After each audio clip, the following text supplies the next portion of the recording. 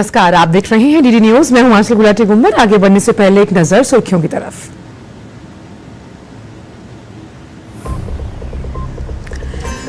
ममता सरकार की वादा खिलाफी के विरोध में 6 जूनियर डॉक्टर अनशन पर बैठे। काम पर लौटे डॉक्टर भी भूखे रहकर कर रहे हैं अपनी ड्यूटी।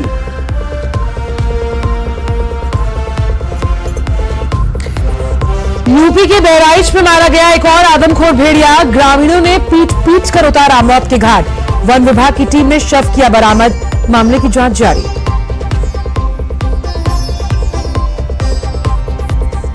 मुंबई के चेंबूर इलाके में बड़ा हादसा। दुकान में लगी भीषण आग। एक ही परिवार के 7 लोगों की मौत। अग्निशमन विभाग ने पाया आग पर काबू। मालदीव के राष्ट्रपति मोहम्मद मोइजू 5 दिवसीय भारत दौरे पर आज पहुंचेंगे नई दिल्ली। प्रधानमंत्री के साथ आपसी हितों के द्विपक्षीय, क्षेत्रीय और अंतर्राष्ट्रीय मुद्दों पर करेंगे चर्चा। अंतर्राष्ट्रीय खबरों में गाजा में एक मस्जिद पर इजरायली हवाई हमलों में 24 लोगों की मौत, दर्जनों जख्मी। वहीं इजरायल के हमलों से हिला बेरूत और त्रिपोली। लेबनान ने जवाबी कार्रवाई करते हुए उत्तरी इजरायल पर दागे रॉकेट। और महिला T20 क्रिकेट विश्व कप में आज भारत और पाकिस्तान आमने सामने। भारत को होगी अपनी पहली जीत की तलाश।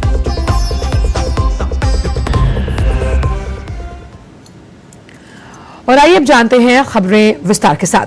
कोलकाता के आरजीकर अस्पताल में डॉक्टर के साथ रेप और मर्डर केस में इसके खिलाफ प्रदर्शन कर रहे जूनियर डॉक्टर अब आमरण अनशन पर हैं।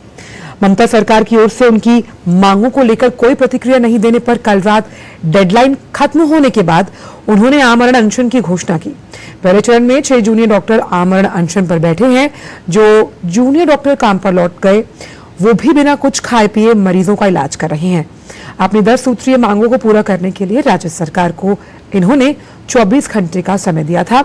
इनकी मांगों में दरिंदगी के शिकार डॉक्टर के परिवार को जल्द न्याय, स्वास्थ्य सचिव को पद से हटाना, सरकारी अस्पतालों में पर्याप्त सुरक्षा व्यवस्था और धमकी की संस्कृति खत्म करना, सेंट्रलाइज रेफरल सिस्टम के साथ साथ खाली बिस्तर के डिजिटल निगरानी की व्यवस्था समेत कई और मांगे भी शामिल हैं।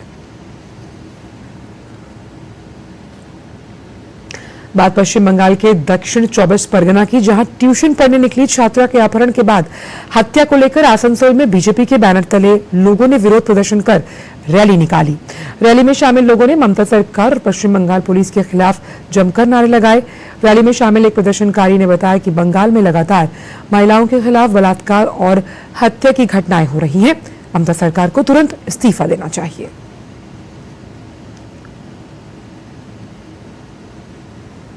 ट्यूशन पढ़ने निकले थे, उसका पिताजी 10 बजे तक जब नहीं आया, उसका पिताजी खोजने निकले, उनको खोज के नहीं मिला, पुलिस के पास गए, पुलिस FIR लिया नहीं। उसके बाद आज सुबह उसका डेड बॉडी मिला है खेत का अंदर, बलात्कार करके हत्या कर दिया गया। तो इसका बाद जो पुलिस का जो रवैया है, पुलिस का थाना में जाने का बाद कोई कंप्लेन लेने के लिए इनकार किया, FIR लेने के लिए इनकार कर दिया। उसका बाद अब जो अभी चल रहा है, अभी तक वहाँ बहुत परिस्थिति बहुत गंभीर है। तो हो क्या रहा है ये बंगाल में? एडमिनिस्ट्रेशन टोटल फेलियर, पुलिस प्रशासन पूरा फेल किया गया। अभी इमीडिएट ममता बनर्जी को रिजाइन कर देना चाहिए। खबर उत्तर प्रदेश से, जहां के बहराइच के रामगांव थाना के तमाचपुर में ग्रामीणों ने देर रात आदमखोर भेड़िए को पीट पीट कर मार डाला। वहीं भेड़िए के हमले में एक बकरी की भी मौत हुई है। यूपी के बहराइच में अब तक 6 आदमखोर भेड़िए मारे जा चुके हैं। बहराइच के वन प्रमंडल अधिकारी अजीत सिंह ने कहा कि वन विभाग की टीम भेड़िए को पकड़ने की काफी कोशिश कर रही थी। इसी बीच जिले के गांव में एक जानवर के शव मिलने की सूचना के बाद मौके पर वन विभाग की टीम पहुंची तो मरा हुआ भेड़िया पाया गया। वन विभाग की टीम फिलहाल इस मामले की जांच कर रही है। वहीं वन प्रमंडल अधिकारी अजीत सिंह ने कहा कि वन्य जीव अधिनियम के तहत भेड़िए को मारने वालों पर कार्रवाई होगी। 8:30 बजे सूचना मिली कि एक जानवर बकरी को ले जा रहा था, जिसको कुछ लोगों ने मार दिया। तो हम वहां गए तो देखा मौके पर तो वो भेड़िया और बकरी दोनों साथ में मरे पड़े थे। हम वहां से तत्काल वहां से बरामद करके और ले आए हैं। पोस्टमार्टम अभी कराएंगे और पोस्टमार्टम रिपोर्ट के बाद ये कंफर्म हो जाएगा कि एक जानवर बकरी को ले जा रहा था, जिसको कुछ लोगों ने मार दिया। तो हम वहां गए तो देखा मौके पर तो वो भेड़िया और बकरी दोनों साथ में मरे पड़े थे। हम वहाँ से तत्काल वहाँ से बरामद करके और ले आए हैं, पोस्टमार्टम अभी कराएंगे और पोस्टमार्टम रिपोर्ट के बाद ये कंफर्म हो जाएगा। खबर मुंबई से, जहां के चेंबूर इलाके की एक दुकान में लगी आग में एक ही परिवार के 7 लोगों की मौत हुई है। ये भीषण हादसा सुबह करीब 5:15 बजे सिद्धार्थ कॉलोनी में हुआ। सभी मृतक एक ही परिवार के हैं। यह हादसा तब हुआ जब परिवार के सभी सदस्य सोए हुए थे। आग की सूचना मिलते ही दमकल विभाग मौके पर पहुंचा और पीड़ितों को रेस्क्यू किया और फिर राजावाड़ी अस्पताल ले जाया गया, जहां डॉक्टर्स ने उन्हें मृत घोषित कर दिया।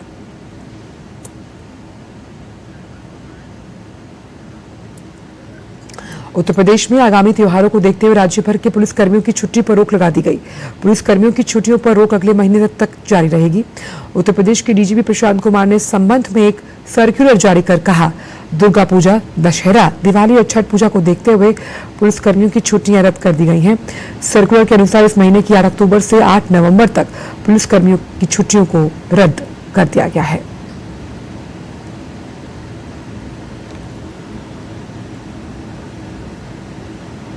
सीबीआई ने नीट परीक्षा पेपर लीक से जुड़े मामले में 21 आरोपियों के खिलाफ सीबीआई की विशेष कोर्ट में एक चार्जशीट को दाखिल किया। ये चार्जशीट पटना स्थित सीबीआई की विशेष कोर्ट में दाखिल की गई। इसके पहले भी सीबीआई ने इस मामले में 2 चार्जशीट दाखिल की थी। सीबीआई अब तक कुल 3 chargesheet NEET paper leak case में दाखिल कर चुकी है, जिसके अंतर्गत करीब 40 आरोपियों के खिलाफ अब तक चार्जशीट दाखिल की गई और आने वाले दिनों में इसी केस में जैसे जैसे तफ्तीश का दायरा आगे बढ़ेगा, कुछ और सप्लीमेंट्री चार्जशीट दायर की जा सकती है। आपको बताएं कि सीबीआई ने नीट परीक्षा से जुड़े मामले में अब तक कुल 48 आरोपियों को तफ्तीश के दौरान गिरफ्तार किया है।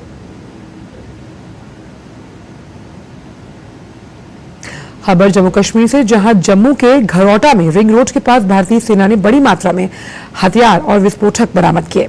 सेना के अधिकारियों ने बताया कि भारतीय सेना ने जम्मू कश्मीर के पुंछ जिले के झुल्लास इलाके में हथियारों और विस्फोटकों का एक बड़ा जखीरा जब्त किया। सेना के अधिकारियों के अनुसार एक गुप्त सूचना के आधार पर तलाशी शुरू की गई और एक संदिग्ध आतंकवादी के बैग से हथियार और विस्फोटक बरामद किए गए। बरामद सामान में AK-47 राइफल और पाकिस्तानी मूल की पिस्तौल के राउंड और RC-IED, timed destruction IED, stove IED के लिए विस्फोटक और चीनी ग्रेनेड जैसे विस्फोटक शामिल मिले हैं। और वहीं जम्मू के SP ब्रजेश शर्मा ने बताया कि सेना के संग तलाशी अभियान में बरामद विस्फोटकों को नष्ट भी किया गया। इवनिंग की बात है, तो हमारी एक जॉइंट पेट्रोल चल रही थी आर्मी के साथ, तो उसमें हमें एक रिंग रोड के साइड पे ग्रोटा का एरिया यहाँ पे है, एक सस्पिशियस ऑब्जेक्ट मिली। तो उसी के बाद हमें लगा कि शायद ये कोई एक्सप्लोसिव आइटम है। हम अकॉर्डिंगली हमने जो है वो BDS टीम के साथ टाइप किया और अभी BDS टीम हमारी मौके पे आई थी और इसको हमने जो है वो डिस्पोज ऑफ किया है। भारतीय वायुसेना के लिए आने वाले अगर हम दिनों की बात करें तो वो गौरव से जुड़ा हुआ है। 92वां वायुसेना दिवस, इस खास जो मौका है उस पर भारतीय वायुसेना का चेन्नई के मरीना बीच पर मेगा एयर शो चल रहा है। इस एयर शो में तंजावुर, ताम्बरम, अरकोणम, सुलूर और बेंगलुरु में भारतीय वायुसेना के करीब 72 विमान हिस्सा ले रहे हैं।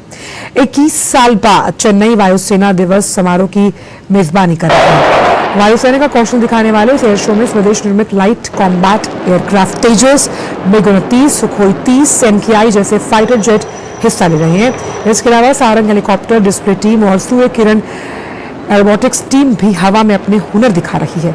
साथ ही लाइट कॉम्बैट हेलीकॉप्टर प्रचंड और एडवांस लाइट हेलीकॉप्टर ध्रुव NK-4 भी इसमें हिस्सा ले रहे हैं।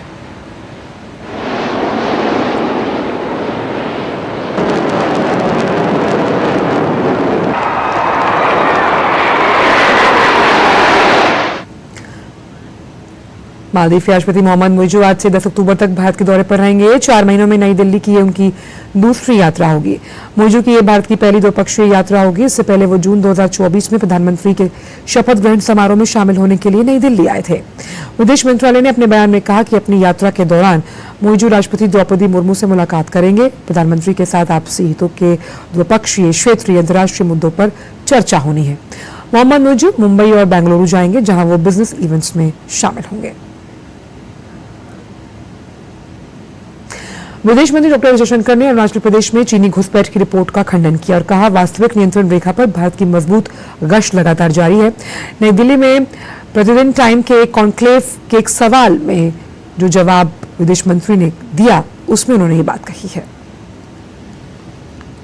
In Arunachal Pradesh, we are very robust in our patrolling to the LAC, and I can tell you that, in terms of our patrolling in the LAC, there's been no major change last 5-10 years, maybe even longer.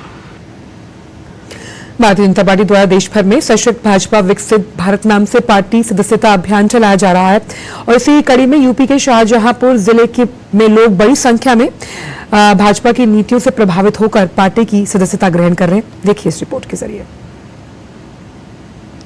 UP के शाहजहांपुर जिले के चौक मंडल युवा मोर्चा द्वारा घंटा घर पर सदस्यता अभियान चलाते हुए एक कैंप का आयोजन किया गया, जिसमें मुख्य अतिथि के तौर पर प्रदेश सरकार में वित्त एवं संसदीय कार्य मंत्री सुरेश खन्ना शामिल हुए। इस दौरान वित्त मंत्री ने सैकड़ों लोगों को भाजपा की सदस्यता ग्रहण कराई। इस मौके पर वित्त मंत्री ने कहा कि भाजपा आज देश की सबसे बड़ी और सबसे लोकप्रिय पार्टी है, जिसके द्वारा सशक्त भाजपा विकसित भाजपा नाम से बड़ा सदस्यता अभियान चलाया जा रहा है। इस अभियान में अब तक 2 करोड़ से ज्यादा लोगों ने भाजपा की सदस्यता ग्रहण की है। उन्होंने कहा कि प्रधानमंत्री मोदी और मुख्यमंत्री योगी के कार्यों से प्रभावित होकर बड़ी संख्या में लोग भाजपा की सदस्यता ग्रहण कर रहे हैं। दुनिया की सबसे बड़ी पार्टी भारतीय जनता पार्टी का सदस्यता अभियान चल रहा है।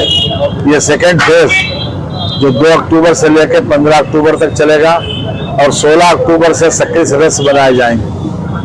मुझे बहुत खुशी है कि आज मुझे भी इसमें पब्लिकली इसमें शामिल होने का अवसर मिला है। मैं लगातार जिस दिन से शुरू हुआ है, मैंने शुरू किया था गोरखपुर से और अभी लगातार मेंबरशिप मैं करने जा रहा हूँ। लोग स्वेच्छा से बड़े पैमाने पर मेंबर बन रहे हैं। आज भी सैकड़ों मेंबर सुबह से बन चुके हैं। ये कैंप यहाँ इसीलिए लगाया गया चौक मंडल की ओर से, यहाँ पर सार्वजनिक रूप से जो लोग भारतीय जनता पार्टी का मेंबर बनना चाहते हैं वो बन सकते हैं। भाजपा का सशक्त भाजपा विकसित भारत अभियान पूरे देश भर में 2 अक्टूबर से 15 अक्टूबर तक चलाया जा रहा है। Bureau report, DD news. जनजातीय बहुल गांवों और आकांक्षी जिलों में जनजातीय परिवारों के लिए संतृप्ति कवरेज अपनाकर जनजातीय समुदायों की सामाजिक आर्थिक स्थिति में सुधार लाने के लिए केंद्रीय मंत्रिमंडल ने हाल ही में करीबन 78,000 करोड़ रुपए से ज्यादा की कुल जो खर्च के साथ प्रधानमंत्री जनजातीय उन्नत ग्राम अभियान को मंजूरी दी। इस योजना का फायदा लगभग 63,000 गांव के 5 करोड़ से अधिक आदिवासियों को मिलेगा। आइए देखते हैं जनजातीय उन्नत ग्राम अभियान को लेकर क्या कहते हैं छत्तीसगढ़ के लोग। प्रधानमंत्री उन्नत ग्राम योजना के तहत जो देश में जो चालू किए हैं, तो हमारे बीजापुर क्षेत्र जो आदिवासी का पिछड़ा हुआ क्षेत्र है, तो यहाँ के लोगों को प्रधानमंत्री उन्नत ग्राम योजना के तहत एक अच्छा लाभ मिलेगा। पीएम नरेंद्र मोदी की जो योजना है उनके विकास सर्वांगीण विकास के लिए जिस तरह से बताया गया है, उससे लग रहा है कि निश्चित तौर पर आदिवासियों के विकास में सहायक होगा। प्रधानमंत्री जनजातीय उन्नत ग्राम योजना के तहत जो योजना लॉन्च किया प्रधानमंत्री जी ने, इससे कहीं ना कहीं आकांक्षी जिलों में जो आदिवासी समाज निवास रहते हैं उनको आज पर्यंत तक भी जो बुनियादी ढांचे जो मिलना चाहिए था उससे कहीं ना कहीं वंचित थे।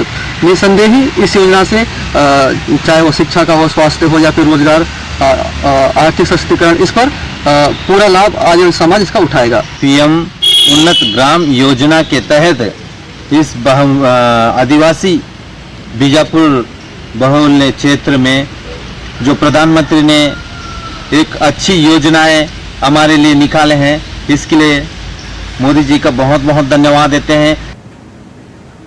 और फिलहाल वक्त एक छोटे से ब्रेक का है।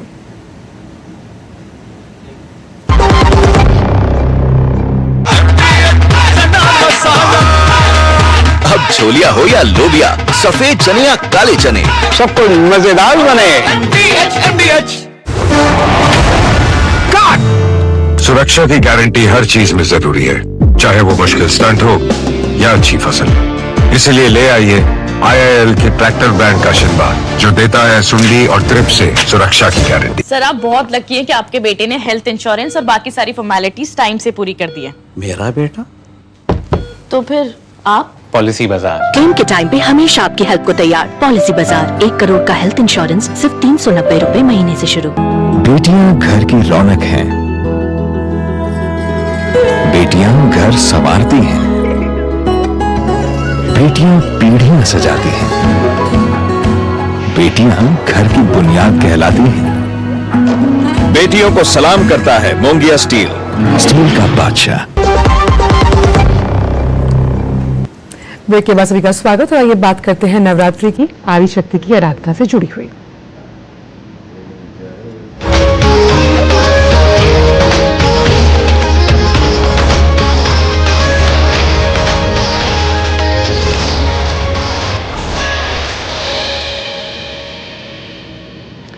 देश भर में शारदीय नवरात्र की धूम जोरों पर है। इस मौके पर दिल्ली के झंडेवाला देवी मंदिर में आज शारदीय नवरात्र के चौथे दिन मां के चौथे स्वरूप देवी कूष्मांडा की पूजा आराधना की गई। मान्यताओं के अनुसार मंदिर का इतिहास करीब 150 साल पुराना है। मंदिर में मौजूद गुफा के अंदर करीब 60 वर्षों से अखंड ज्योत जल रही है। भक्तों का इस मंदिर में अटूट विश्वास है। वो यहाँ से माता रानी की ज्योत लेकर जाते हैं और अपने घरों में उसे जलाते हैं। और वहीं बात करते हैं दिल्ली के छतरपुर मंदिर में, जहां शारदीय नवरात्र के चौथे दिन मंदिर में शंखनाद कर देवी मां की आरती और पूजा अर्चना की गई। सुबह से ही मां के दर्शनों के लिए श्रद्धालुओं की भीड़ उमड़ रही थी। मां दुर्गा का चौथा भव्य स्वरूप मां कूष्मांडा है। आज नवरात्रि के चौथे दिन उन्हीं की पूजा का विधान है। मां कूष्मांडा की पूजा से अजय रहने का वरदान मिलता है।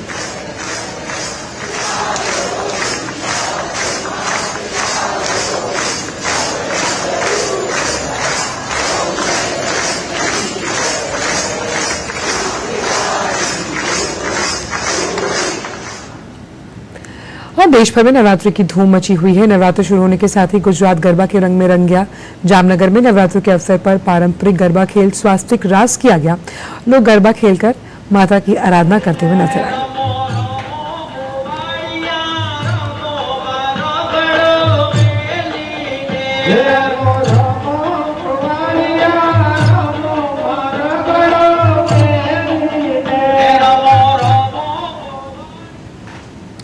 गाजा मस्जिद पर इजरायली हवाई हमले में 24 लोगों की मौत हुई, जबकि दर्जनों लोग घायल हुए।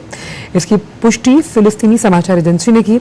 फिलिस्तीनी समाचार एजेंसी के अनुसार मध्य गाजा पट्टी के दीर अल बला में अल-अक्सा अस्पताल के पास मस्जिद पर हमला हुआ, तब जब फिलिस्तीनी क्षेत्र में इजरायल और हमास के बीच युद्ध अपनी पहली वर्षगांठ के करीब पहुंच गया। हमले के प्रत्यक्षदर्शियों ने कहा कि हताहतों की संख्या बढ़ सकती है, क्योंकि मस्जिद का इस्तेमाल विस्थापित लोगों को रखने के लिए किया जा रहा है। उधर इजरायली सेना ने भी बयान जारी कर दीर अल बला के क्षेत्र में शुहादा अल-अक्सा मस्जिद पर हमले की बात को स्वीकारा है। मध्यपूर्व में इजरायल का लेबनान में ऑपरेशन और तेज हुआ। लेबनान में जारी इजरायली ऑपरेशन के बीच बड़ी खबर सामने आ रही है। मारे गए हिजबुल्लाह नेता सैयद हसन नसरुल्लाह के संभावित उत्तराधिकारी सफुद्दीन शुक्रवार से ही पहुंच के बाहर हैं। इस बीच इजरायल ने उत्तरी लेबनान के त्रिपोली शहर को निशाना बनाया। वहीं हमले के बाद से हिजबुल्लाह ने सफुद्दीन पर अब तक कोई टिप्पणी नहीं की है। और मध्यपूर्व में संघर्ष जारी है। जारी ऑपरेशन के जवाब में लेबनान के उत्तरी इजरायल पर रॉकेट के हमले हम देख सकते हैं। खतरे को देखते हुए उत्तरी इजरायल में रेड अलर्ट जारी कर दिया गया। वहीं इजरायल की वायु रक्षा प्रणाली आयरन डोम को सक्रिय कर दिया गया। इस बीच दुबई की विमान सेवा एमिरेट्स ने लेबनान में तोड़फोड़ के हमलों के बाद अपने विमानों में पेजर और वॉकी टॉकी पर प्रतिबंध लगा दिया। क्षेत्रीय तनाव के कारण पश्चिमी एशिया में गंतव्यों के लिए उड़ानें रद्द करने की अवधि को बढ़ाया गया है। वहीं लेबनान में बचाव कर्मियों सहित सैकड़ों आम लोग मारे गए। साथ ही लेबनान की आबादी की लगभग 1/4 जनसंख्या 12 लाख नागरिकों को अपना घर छोड़ना पड़ा।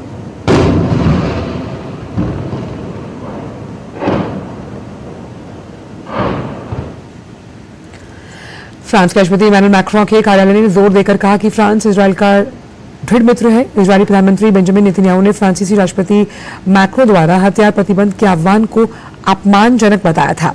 इसके बाद फ्रांस के राष्ट्रपति कार्यालय ने इस संबंध में बयान जारी किया। टाइम्स ऑफ इजरायल के अनुसार फ्रांस के राष्ट्रपति कार्यालय ने इजरायल की सुरक्षा का समर्थन किया। इमैनुअल मैक्रों के कार्यालय ने कहा कि व्यक्तिगत रूप से फ्रांसीसी राष्ट्रपति ने ईरानी राष्ट्रपति को इजरायल की सुरक्षा के लिए फ्रांस की प्रतिबद्धता के बारे में बताया है।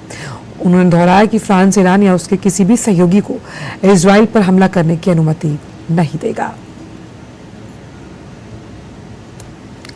अमेरिका में तूफान हेलन ने तबाही मचा रखी है। उपराष्ट्रपति कमला हैरिस तूफान से हुए नुकसान का जायजा लेने उत्तरी कैरोलिना पहुंची, जहां कमला हैरिस ने आपातकालीन प्रबंधन अधिकारियों के साथ बैठक की, अधिकारियों से मुलाकात भी, साथ ही सशस्त्र बलों के सदस्यों से भी बात की है। उन्होंने एक दान केंद्र का दौरा किया, प्रसाधन सामग्री से बैग भरने में मदद की और स्थानीय निवासियों से भी बातचीत की। आपको बताएं कि पिछले 4 सप्ताह में फ्लोरिडा में कैट तूफान हेलन के रूप में दस्तक देने के बाद कई दक्षिण पूर्वी राज्यों में पहुंचा था। खबरें खेल जगत से। महिला T20 क्रिकेट विश्व कप में आज भारत और पाकिस्तान एक दूसरे के आमने सामने होंगे। भारत को जहां प्रतियोगिता में अपनी पहली जीत की तलाश है, तो वहीं पाकिस्तान के श्रीलंका को पहले मुकाबले में शिकस्त देने के बाद हौसले बुलंद है। भारतीय टीम की कोशिश पाकिस्तान के खिलाफ मुकाबले को जीतकर अपने अभियान को तेजी देने पर रहेगी। देखिए रिपोर्ट। न्यूजीलैंड के खिलाफ 58 रन से मिली हार के बाद अब हरमनप्रीत कौर एंड कंपनी के सामने T20 विश्व कप में जीत हासिल करने की चुनौती और बड़ी हो चली है। दरअसल अब सामने पाकिस्तान है, जिसने श्रीलंका को शिकस्त देकर खुद को जीत के साथ शुरुआत दी है। टीम इंडिया की बात करें तो भारतीय टीम के सामने इस समय सबसे बड़ी दिक्कत टॉप बल्लेबाजों का फ्लॉप होना है। न्यूजीलैंड के खिलाफ मुकाबले को देखा जाए तो यहाँ हालत ये रही कि टीम की ओर से सबसे ज्यादा रन हरमनप्रीत के बल्ले से आए, वो भी सिर्फ 15। ऐसे में टीम को अपने ओपनिंग और मध्यक्रम को मजबूती देनी होगी। गेंदबाजी में टीम के पास पूजा वस्त्राकर जैसी तेज गेंदबाज हैं, तो दीप्ति शर्मा जैसी स्पिनर। पाकिस्तान की बात करें तो टीम अच्छी लय में दिख रही है। टीम के पास गेंदबाजी और बल्लेबाजी दोनों में गहराई है, लेकिन इस टीम की सबसे बड़ी कमी निरंतरता की है। आंकड़ों की बात करें तो भारत और पाकिस्तान महिला टीमों के बीच अब तक कुल 15 T20 इंटरनेशनल मुकाबले हुए हैं, जिसमें से 12 में भारतीय टीम ने बाजी मारी है और सिर्फ 3 में पाकिस्तानी महिला टीम को जीत मिली है। ऐसे में T20 में भारतीय टीम पाकिस्तान से कहीं आगे है और टीम का पल्ला भी भारी है। दोनों टीमों के बीच अभी तक महिला T20 वर्ल्ड कप की बात करें तो यहाँ 7 मुकाबले हुए हैं, जिसमें से 5 में भारत ने जीत दर्ज की है, जबकि 2 मुकाबले पाकिस्तान ने जीते हैं। पिछली बार दोनों टीमें T20 वर्ल्ड कप 2022 में भिड़ी थी, तब भारत ने 7 विकेट से मुकाबले को अपने नाम किया था। तो कुल मिलाकर रिकॉर्ड्स में भले ही भारतीय टीम आगे दिख रही हो, लेकिन फिलहाल मौजूदा फॉर्म साथ नहीं दे रहा। ऐसे में पाकिस्तान के खिलाफ मुकाबले में टीम को जीत की राह तय करनी है, तो शीर्ष खिलाड़ियों को टॉप परफॉर्मेंस के साथ सामने आना होगा। Sports desk, DD news.